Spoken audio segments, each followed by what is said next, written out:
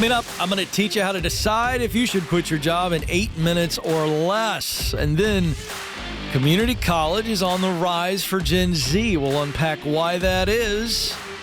You ready? I'm ready. Let's go.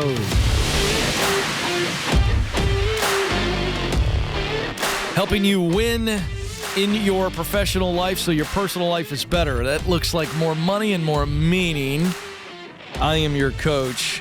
Ken is the name. Let's get to this. So, we're coming off of 2 years where we've seen record amounts of Americans quit their jobs. 4 million people. They're still quitting. It's starting to slow down a little bit as the economic uncertainty keeps getting reported in the news. And so this is always going to be a relevant topic, whether or not you are in a pre-recession or recessionary economy or not. Should I quit my job? This is a haunting question that everybody will confront at some point in their life. It's terrifying for so many because many times the very question conjures up all kinds of uncertainty, and we humans don't like uncertainty. The fear of the unknown, I believe, is the greatest fear that we humans face.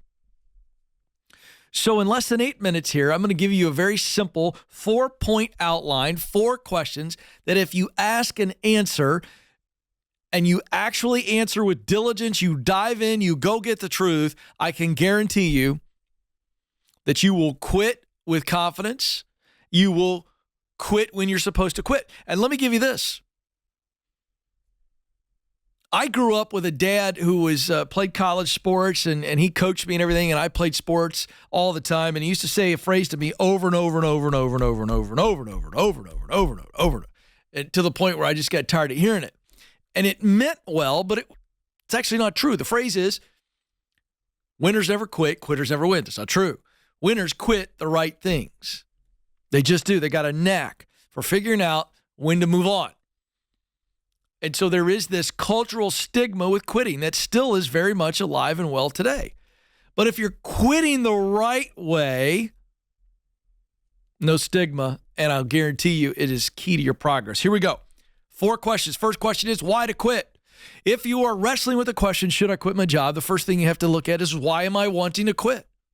What's going on here? Here are 3 situations to where I can absolutely validate your feeling is spot on, that you should in fact quit. Why would you quit? Why would a person quit? Number 1, no purpose or meaning in the role. There's no connection to the role from a soul spiritual level where you go, I care deeply about this job and the results. Or I care deeply about the mission of the organization. I'm absolutely connected to the organization. And can I just give you a get out of jail guilt-free card here?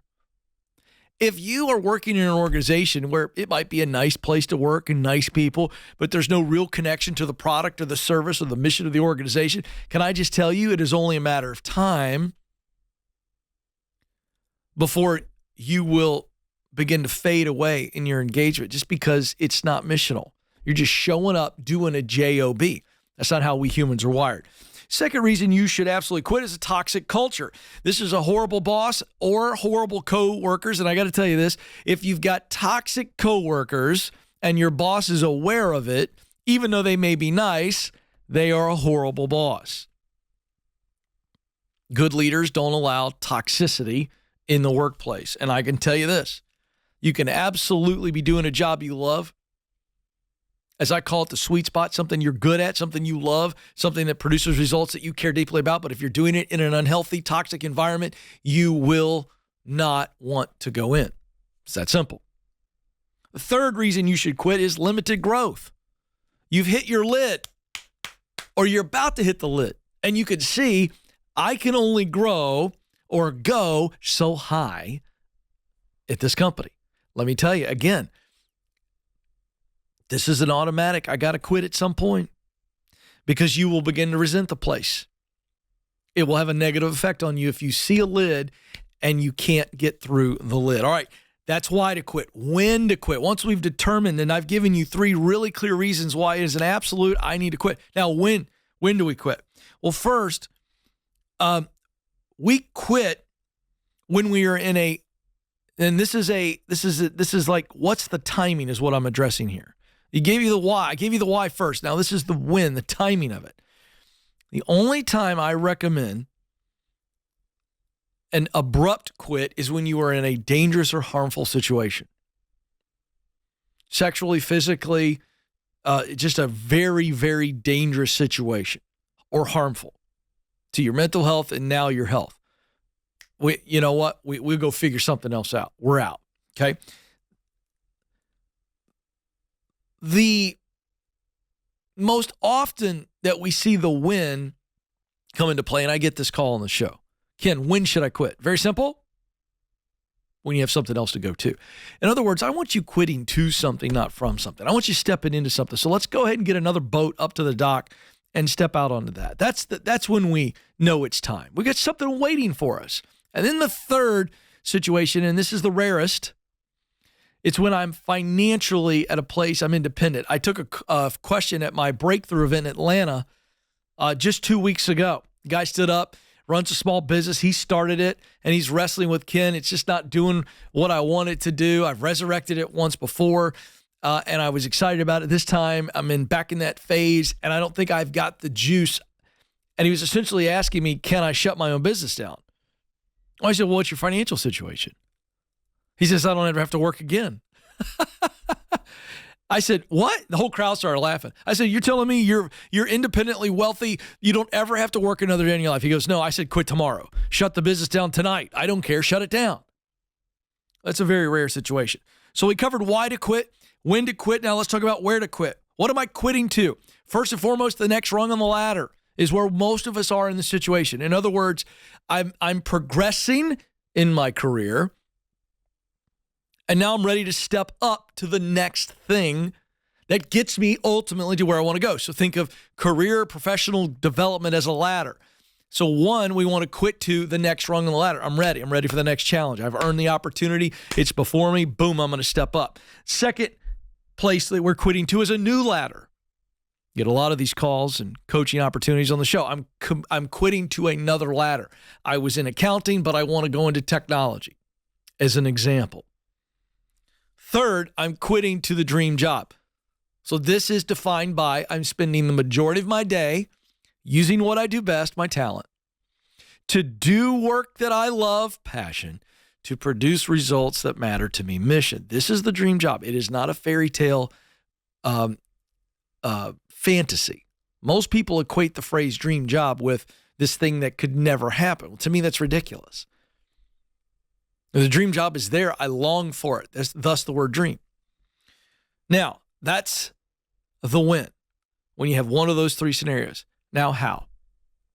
Interestingly enough, I get this question out of all of the calls and coaching opportunities in these areas of why to quit, when to quit, where to quit. Most people are asking how to quit. First, quit with no guilt.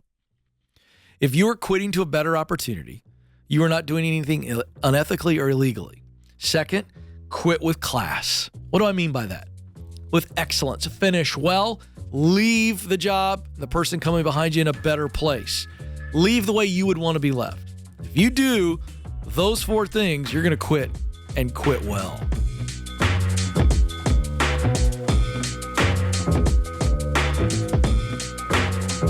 Do you know what you were born to do? In order to get hired at a job you love, you need to get clear on your talent, passion, and mission. That's why our team created the Career Clarity Guide. In just a few minutes, this free tool will walk you through a process to discover what you do best, that's your talent, the work you love to do, that's your passion, and the results that matter to you, your mission. Then you'll feel more confident throughout the job search process. To get started, go to kencoleman.com/clarity.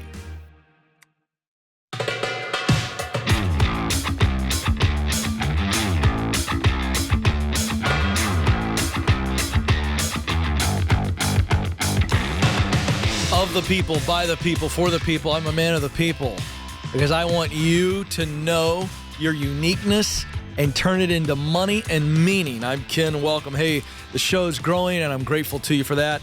And I need your help. If you would love to help us grow because you enjoy the show, please like, comment, and subscribe if you're on YouTube. If you're listening on podcast, give us a 5-star review, and then would you share it?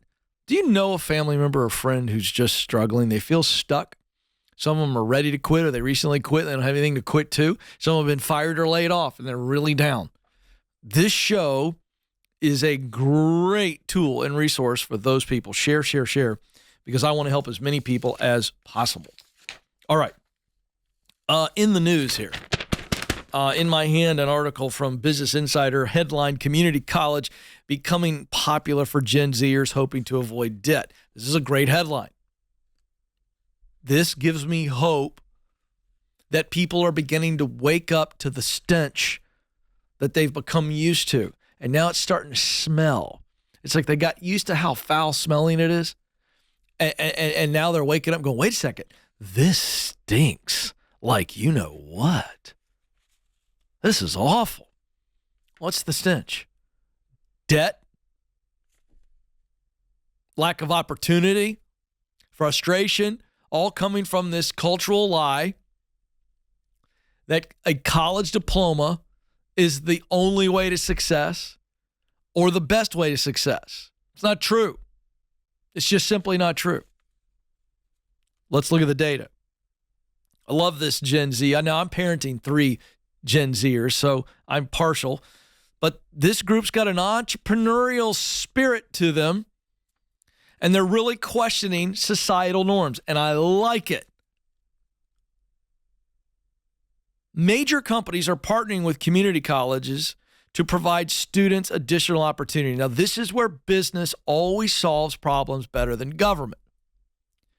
You hand a problem to any level of government, local, state, federal. You know what government does with problems? They develop a commission, come up with a tax, and some legislation to try to get around. You know what business does? Business just goes, what's the solution? You know what businesses are figuring out? That 4-year colleges aren't preparing kids to actually step into the workforce. It's not my opinion, folks. Just go check me. Check me on all this stuff, by the way. Because I have an opinion, but I have an informed opinion. This is a rare thing in today's world where people just go online and say whatever they want to say based on how they feel. I don't really give a crap about how you feel. I really don't. I care if you know how to think. Because if you know how to think, then your feelings will take care of themselves. Well, Gen Z is questioning the norms because they're seeing their older brothers and sisters. They're seeing their parents talk about student loan debt. They're looking at the realities of what tuition costs, and mom and dad are having real conversation with them because the student loan crisis is skyrocketed. And so these kids are starting to figure it out. Do I want to be saddled with $100,000 plus of debt? And they're looking at kids that are making $100,000 on YouTube, for crying out loud. Well, you take that plus companies going, if I partner with my local community college and we start funneling kids in and training them on some basic skills, then I can hire them, take them to the next level, and all of a sudden, boom, we're ready to go. Companies are figuring it out. Companies are going to train their own talent, whether they do it directly or indirectly with community colleges. I've told you this is going to happen. I've been saying this for 3 or 4 years, and it's happening. And colleges are going to wake up one day and they're going to have a lot smaller range of clients and customers because everybody woke up and went, why would I go here for 4 years and spend this kind of money when I can get in from 9 months to 2 years and make money this fast? And oh, by the way, not be in debt. Enrollment in bachelor's degree programs were down 1.4% this spring. I say bravo. That makes some of you very nervous. But folks, just as I've said, that when consumers start saving money and spending less, companies go, uh-oh, and they reduce prices. The same is true for college. If we stop sending kids on the assembly line to a degree they cannot afford or not use, watch college adapt. They'll have to. They'll just have to. Across the U.S. for the 2022-2023 school year, the average cost of a 4-year in-state tuition at a public university was $10,950. 4-year out-of-state tuition at a public university was $28,240. And 4-year tuition at a private university was $39,400, according to the College Board, a nonprofit college admission support company. Okay, so again, these kids can do math, and they're looking at it. Now, some kids can't do math. I was talking to a parent last night in my home, and we were asking about their daughter who is going to college. Now, ready for this, Alex? She has a 4.1 GPA. Fantastic. Because she is a Tennessee resident through all of the scholarships available to her, plus she can go to the University of Tennessee for free. But she doesn't want to go to the University of Tennessee. Do you know why? I asked. Her mom said, well, they're divorced. She said her dad's a big Alabama fan, went to Alabama. And so there's this luster. She got some friends that want to go to Alabama. And so she wants to go to Alabama, and she cannot afford it. They cannot help her pay for it. She's going to go into student loans. I wish I could sit with her and go, I don't care if you like Alabama or not. If you want to go to college, you get to go free at the University of Tennessee. I don't give a crap about their football programs. The piece of paper is what we're talking about. Nothing against Alabama, Joe, but I wouldn't pay a nickel to Alabama for a degree when I could go for free to Tennessee. But this is the reality. And this is what culture's done. And the parents in my situation, I don't think it's a big drawn out fight, but I would fight. I wouldn't let her do it or try not to, but I digress. The annual tuition of a 2-year in-district college is $38.60, as opposed to $28,000 for out-of-state tuition, or 4-year tuition at a private university, $39,000. Multiverse is a future of work tech startup based in London. They surveyed parents in the U.S. who have children ages 12 to 19. Now, this is great news. Listen to this, parents.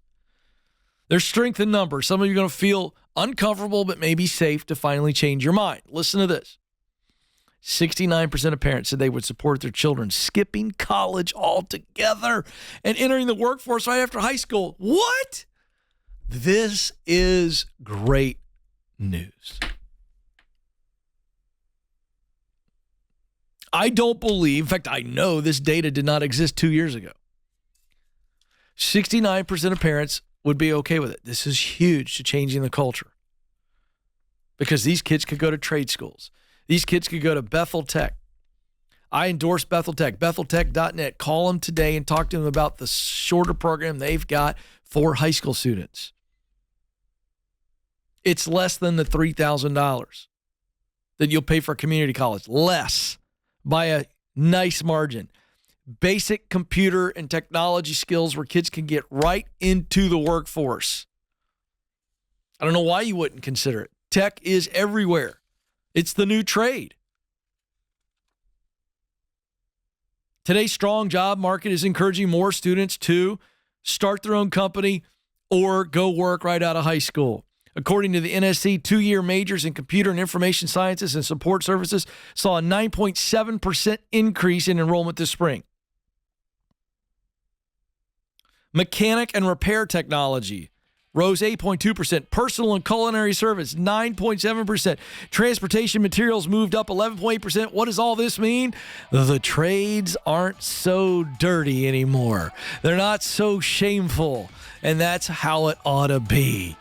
These people go on to start in the trades and many times start businesses in the trades that employ people. And oh, by the way, they become millionaires. Wake up, parents!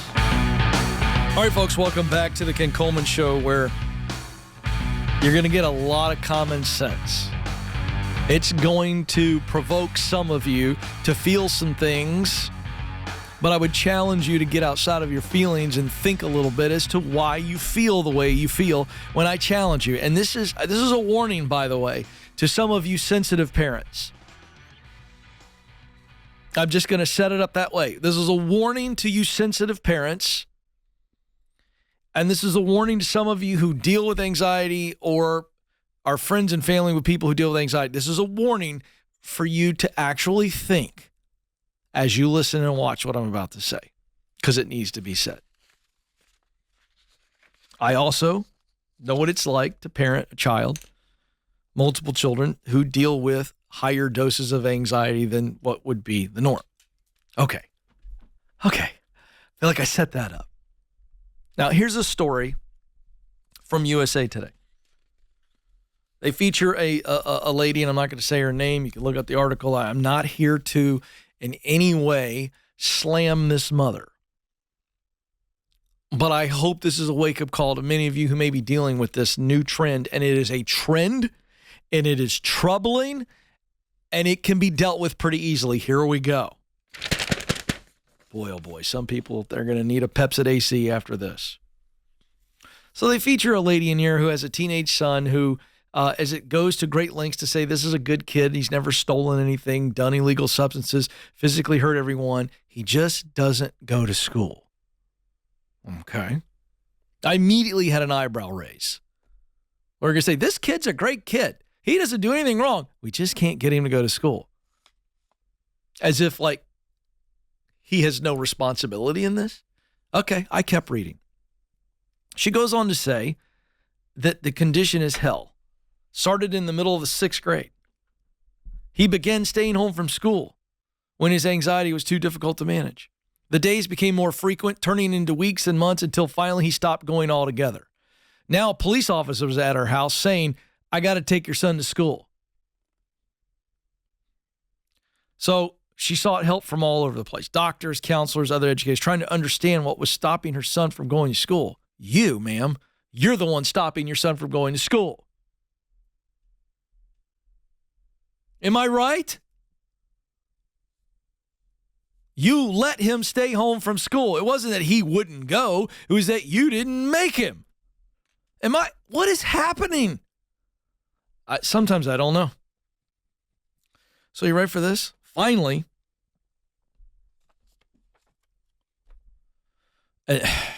and this is the kind of crap that we got to call out. Finally, she gets to a psychiatrist, and the psychiatrist said this is a condition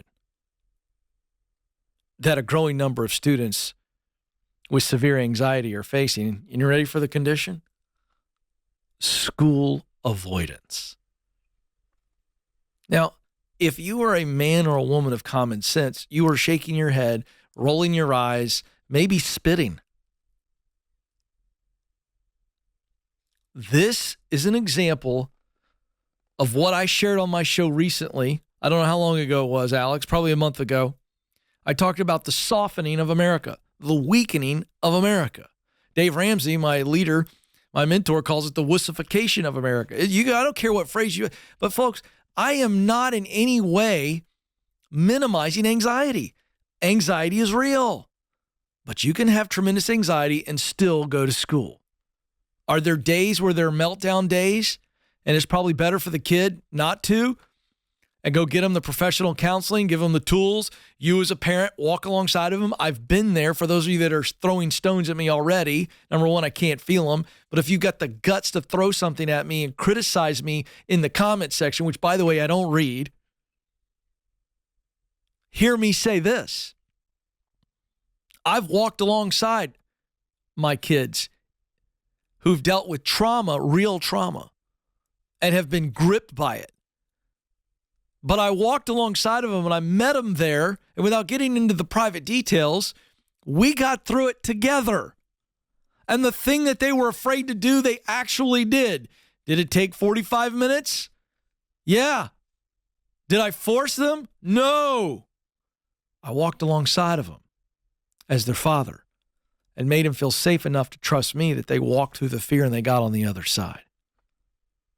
School avoidance. School avoidance, a condition. The article goes on to say, it quotes a licensed psychologist who runs the Center for Anxiety and Behavioral Change in Maryland and Virginia. He said, our waiting list is like 180 families right now. The mental health infrastructure was never designed for this level of need. You're right, because it's not designed for that. Parenting takes care of it. I wish I could meet with all 180 parents. Support from mental health professionals, yes. But you still have to parent.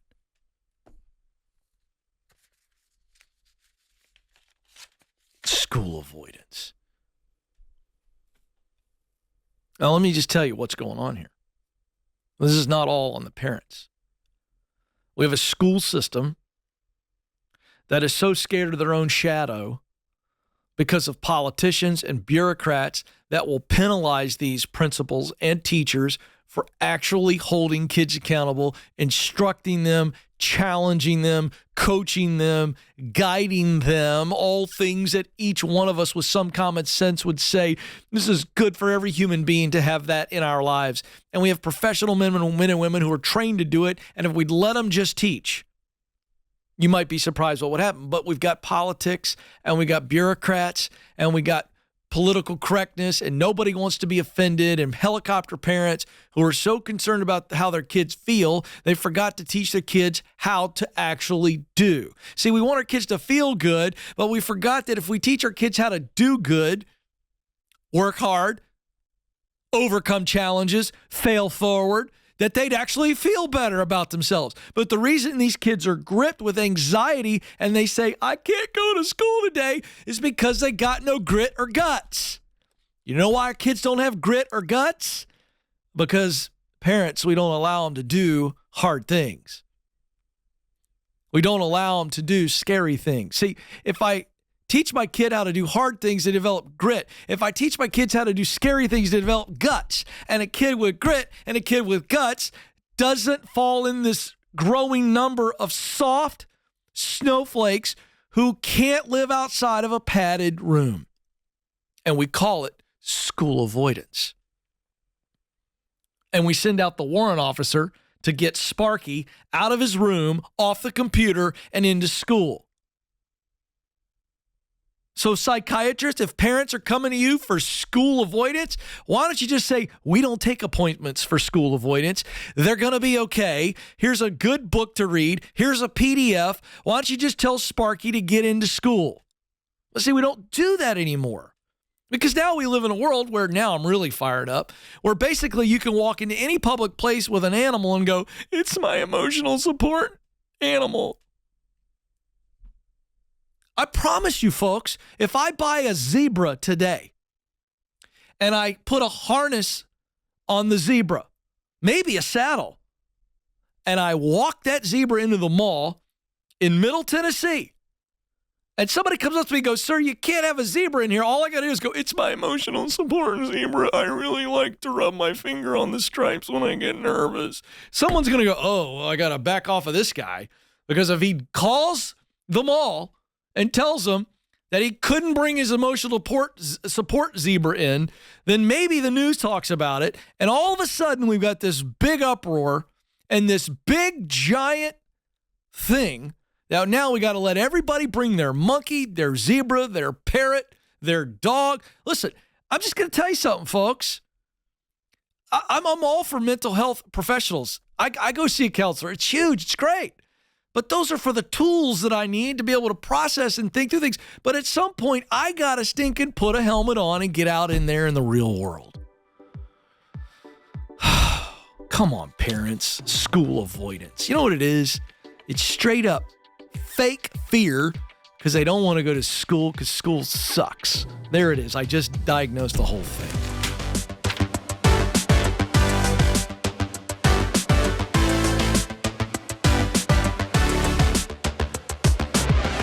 Did you know that recruiters take an average of 6 seconds to scan a resume? And that's if they ever see it in the first place. In fact, 75% of resumes are rejected before reaching a hiring manager. Listen, folks, if you want to get hired, you've got to make your resume worth noticing. That's why we created How to Write the Perfect Resume. This free guide will walk you through the 5 steps to stand out in the hiring process to get you your dream job. If you want to get started, go to kencoleman.com/resume.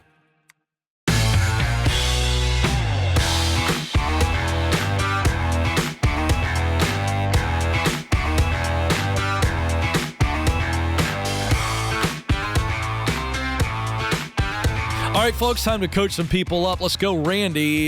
He's in Austin, Texas. Randy, you're on the Ken Coleman Show. What's going on? Hey, Ken. How are you doing today? I'm a little fired up. Be warned. I enjoyed the previous segment. Did you like that? Did you like the emotional support zebra? It's some of my favorite content, I'll be honest. Exactly. Good. Yes, sir, I did. Good. What's going on? Well, I appreciate you taking my call today. Yeah, you bet. Hey, so about 3.5 years ago, I left full-time vocational ministry after 20 years as pastor, and went into a job that I love. I've enjoyed for these years. It's in sales. It's actually specific sales, design, and sales of headstones, of all things. But I love it, enjoy working with the folks and customer service aspect of that. First time doing anything other than vocational ministry, but, recently I've started to kind of feel like maybe it's time to go back into vocational ministry. I've submitted a couple of resumes. Nothing's happened. I do have one smaller congregation that's considering me as their next pastor. We have not met with them yet. They're just in the beginning stages. And so really just kind of wanted to get your ideas and thoughts on, is it right time to go back, or should I leave the job I love and go back into ministry? Well, it sounds like to me, the way you set it up, that you're giving me a false choice. Now, you're talking to a pastor's kid here.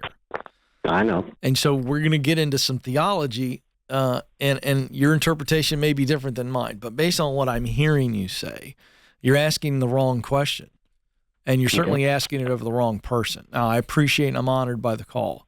And what I mean by that is this. You said you feel as though it's time to get back in. And so my question is that feeling based on guilt because you walked away before, or is it really the Holy Spirit and a pull back into ministry? Yeah, that's a good question. So what is, so that mean, did I nail the two voices? Yes, sir. I believe you did. Wow. Yeah, because like you said, you're a pastor's kid. How much of it is guilt? How much of it is guilt? Be honest right now. You can change it later today. 75%. 75% guilt. I think so, just because, you're called to be in that role, and it's a lifetime calling. That's what I was kind of led to believe, and that's what, Yeah, okay, so that's where I would disagree with the people that taught you that. Okay. I do think, because, for instance, I believe I was led to Ramsey Solutions. I also believe God could lead me away. Do you agree with that? Sure. I teach, you know what I teach, right? Talent, passion, mission. Right. Psalm 139, 13, 14. It's right there. David actually uses the metaphor, you knit me together in my mother's womb. Do you believe that God, the creator of the universe, designed you with talent, things you do well, with passion, things you love to do, and a sense of mission, a greater purpose in yourself, results that matter deeply? Do you believe that? Oh, yes, definitely. Well, do you believe that then you can fulfill that purpose in multiple professions?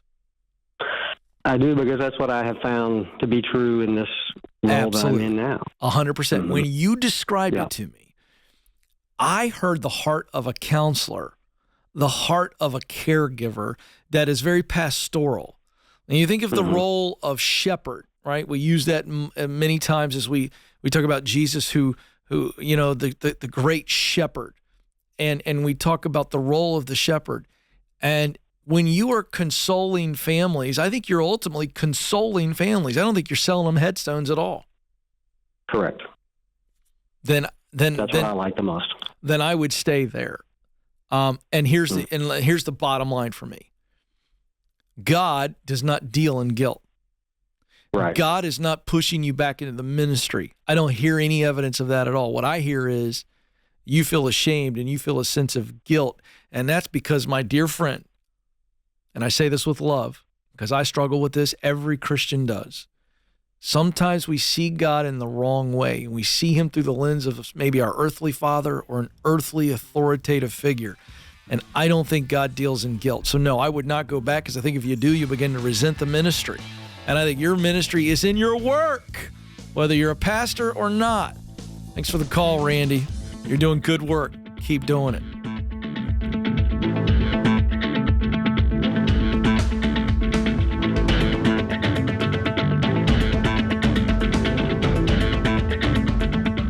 According to Glassdoor, the average job offer attracts over 250 applicants. If you've made it to the interview, you've already made a great impression. So now is the time to showcase how you are the best choice for the role. That's why we created How to Win the Interview. This free guide will walk you through the 5 strategies to help you stand out amongst the competition. With just some intentionality, you can prepare yourself to win the interview. Go to kencoleman.com/interview.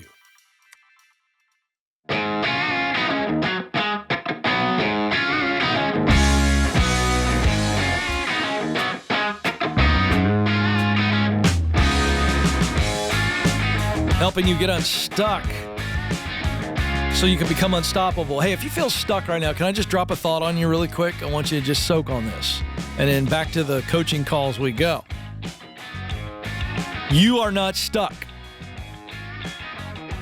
To the person who feels unbelievable, you're like, Ken, I beg to differ. I am really stuck. You're not. Let me tell you something. You're not stuck. You've chosen to stay where you are because of fear, doubt, and pride. You're afraid something bad's going to happen if you move. You don't believe something good's going to happen if you move. Or you're more concerned about what other people say about your move than what you believe about your move. Let me just tell you something. You are not stuck. You have chosen to stay put. Olivia's up next in Las Vegas, Nevada. Olivia, you're on the Ken Coleman Show. Hi, Ken. Thank you so much for taking my call. I'm really excited to talk to you and for all your good advice. Well, I'm excited to talk to you. Thank you for calling. What's up? Cool. Okay. So, starting off, I have recently been let off from my job. It's been a long-term job, but I'm kind of feeling okay about that because I was a little bit burnt out with it anyway. So in the meantime, I had been doing 4 side hustles for years and years. So my 4 side hustles were I paint murals, I paint storefront windows, I paint pet portraits, and I teach painting parties. Wow. Yeah, a lot of things on the side, which that kind of fills my cup more anyway. So I'm really excited. I guess I feel like this is a new opportunity, and I want to go that direction and just do all that stuff. And I like the variety too. Of each thing has a different aspect to it that I really enjoy. I guess my question is, how do I go about building up this career where I offer all these services? I'm worried about it seem really confusing to clients, or like they won't understand that, oh, she can do this, but she can also do this and that and this and that. Yeah, well, I don't think that the confusing of the client is your biggest challenge. Okay. Because all those different clients, unless they're going to one website, if you're sending everybody to one website and it's got all those different things, I could see that. But that's probably not how this is happening. My guess is these side hustles are very much word of mouth. Is that true? Yeah, as of now, yeah. Yeah, so how many times is a person who wants a pet portrait also finding out about your ability to paint storefront windows? You see what I'm saying? Well, I mean, when I post, like, if I do a lot of stuff on social media, then they see I do it through that. Yeah, but again, they're not confused. They're just looking at what is ultimately a menu. Oh, yeah, okay. So my point is this. I'm not worried about confusing clients because there's one clear commonality in all those things, and it's the word paint. Right? Yes. So I don't think anybody's confused looking at your social media. They're going, Olivia can paint. The question is there anything that I want painted that Olivia can paint? I don't think there's any confusion. I think the bigger question, and the question you should be asking, is how do I know which one of these lanes to really focus on? Okay. Yeah. Right? Like, because for instance, I can do all of them pretty well. True? Yes. You can do all of them pretty well. Yes. But I think it comes down to which do you do best and which do you enjoy most? That's what I want to know. What's the answer? I really like the painting parties, and especially teaching kids. Great. Yeah. Now, does that pay better or worse than the other options? If I get more people, if I get more butts and seats, it pays more. Okay. Well, I think the fact that you chose that as your first option, that it's something you enjoy, you're really good at it. I think teaching paint to kids and making it really creative to where it's an easy, kind of a turnkey solution for birthday parties, right? Mm-hmm. For graduation parties. I'm going to tell you what I know about American parents. They'll celebrate freaking anything. That's true. I mean, isn't it true? We'll celebrate graduating the 4th grade. Why? Why are we I don't know when middle school graduation became a thing. I don't know when preschool graduation became a thing. This is back when my kids are all teenagers. I had a bad attitude. Stacy had to set me up free. She had to set me free. She went, "You need to have a good attitude about this." We went to an actual ceremony to watch my 4-year-old walk across the stage to graduate from eating goldfish and doing finger painting. And we're all clapping. Yay! So I guess I love hyping him up like that. Yeah. No, but I think that's great. You painted that great. So my point is that there's an instruction piece to this, which you love instructing young people. You also love paint and painting and creativity. Mm-hmm. So at some point, you're going to need to start to put more time and effort into the thing you love most to see if can it be a full-time gig. Okay. So I think it's looking at, okay, I can use the other things to support me, but this is the thing that I ultimately really want to do. Because if I told you that you could make the kind of money you were making in your full-time job doing this instructing of kids and these little parties and these fun things where kids get a chance to be creative, would you do it? Absolutely. Yeah. In a heartbeat. And I got one little idea for you. I don't know if it's a good idea, but I think beyond the party atmosphere and a turnkey solution for parents, one of the things that I think would be great is if you had in some way some combination of an online and in-person studio locally where these kids' art was featured. Because I remember, she likes it. Okay, good. I do. Because here's why. I'll tell you where the idea came from. I was thinking back while I was coaching you, I was thinking back to going into my kids' elementary school for parent-teacher nights.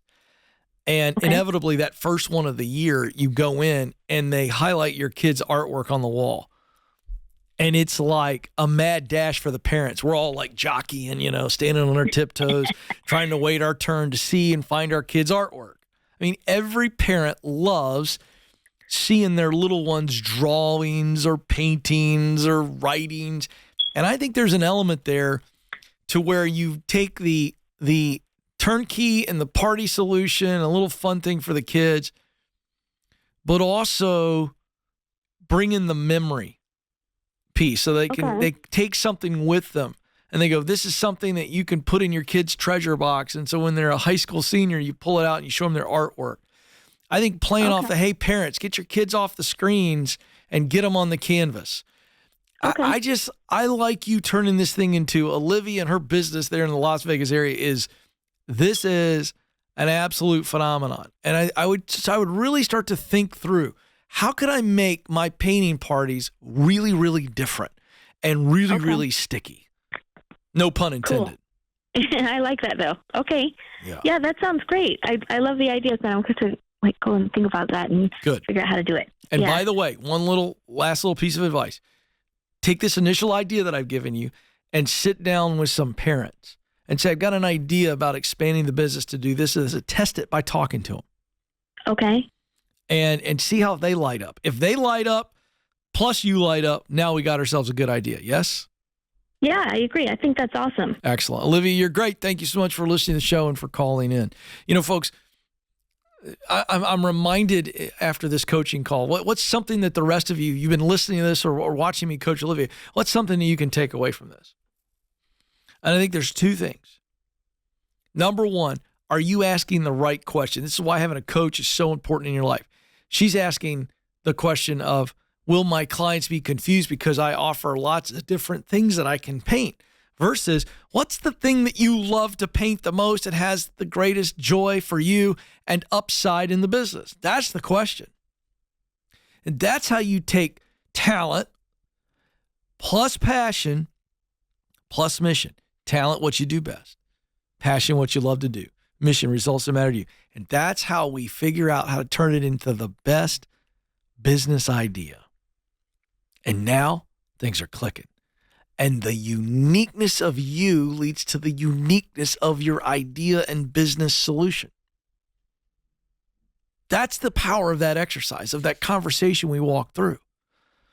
You notice that at the end, I was ideating for her after we walked through the first and foremost conversation, which is, what's the right question? What's the thing that I'm the best at and the thing that I enjoy doing most?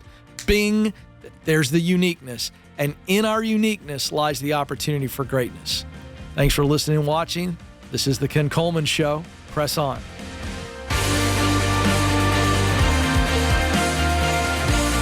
Thanks for listening to the Ken Coleman Show. For more, you can find the show on demand wherever you listen to podcasts and watch the show on YouTube. You can also find Ken across all social media by following @Ken Coleman.